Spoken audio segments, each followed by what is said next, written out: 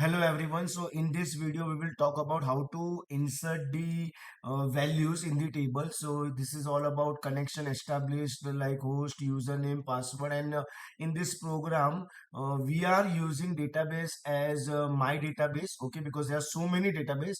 Okay, and then we have created cursor object, that is cur. Then in SQL we are writing our query, that is insert into the table name, which is student, four columns: ID, name, semester, and city, and the values are varchar, so percent s four times. Okay, and then there is one more variable val, in which we are actually storing the values: 175 dharmesh, semester 5, that is 5, and rajkot. And then we are executing both the things, SQL as well as the value, and then we are printing that how many records are what inserted. So control s and f5. See, it is right now showing one record inserted, but here you all can see this is my database. Okay, my database.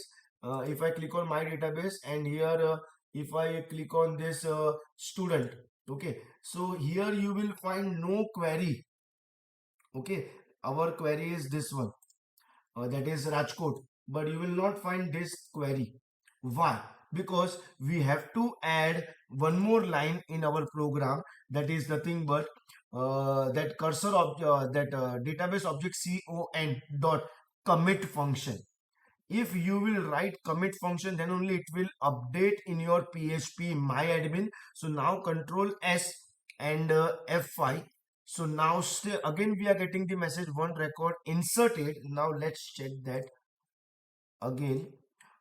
See here, we will refresh this. See, now it is showing that Rajkot and that 175 and all the values. So remember one thing, you have to compulsory add this line if you want to do any kind of changes in your database. That's why it is con connection variable. Okay, and commit will obviously update over there. Thank you everyone.